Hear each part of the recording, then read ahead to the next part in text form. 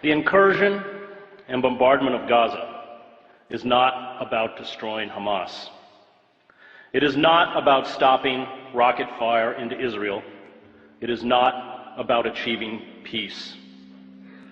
The Israeli decision to rain death and destruction on Gaza, to use lethal weapons of the modern battlefield on a largely defenseless civilian population, is the final phase in the decades-long campaign to ethnically cleanse Palestinians. The assault on Gaza is about creating squalid, lawless, and impoverished ghettos in the West Bank and Gaza, where life for Palestinians will be barely sustainable. It is about building a series of ringed Palestinian enclaves where the Israeli military will have the ability to instantly shut off movement, food, medicine, and goods to perpetuate the misery.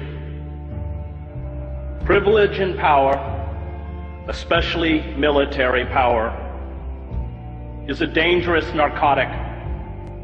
Violence destroys those who bear the brunt of its force, but also those who try to use it to become gods.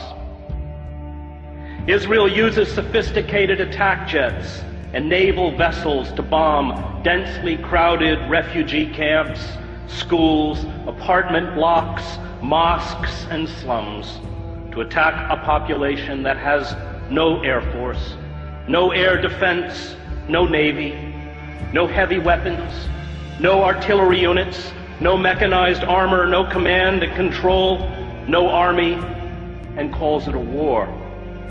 It is not a war. It is murder.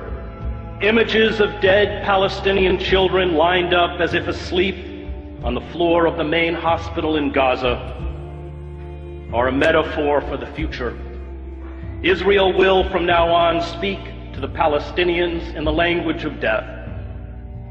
Those who orchestrate such sieges do not grasp the terrible rage born of long humiliation, indiscriminate violence, and abuse. A father or a mother whose child dies because of a lack of vaccines or proper medical care does not forget. A boy whose ill grandmother dies while being detained at an Israeli checkpoint does not forget. Families who carry the broken bodies of their children to hospitals do not forget. All who endure humiliation, abuse, and the murder of those they love do not forget. This rage becomes a virus within those who eventually stumble out into the daylight. Is it any wonder that 71% of children interviewed at a school in Gaza recently said they wanted to be a martyr? The refusal by our political leaders, from Barack Obama to all but 5 members of Congress, to the major media, to speak out in defense of the rule of law and fundamental human rights exposes our cowardice and our hypocrisy.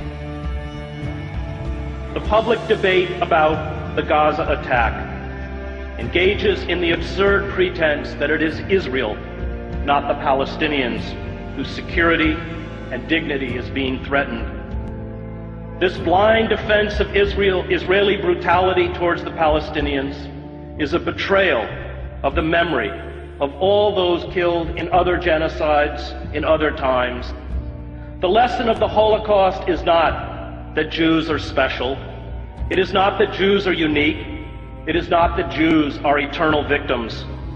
The lesson of the Holocaust is that when you have the capacity to halt genocide, and you do not, no matter who carries out that genocide or who it is directed against, you are culpable.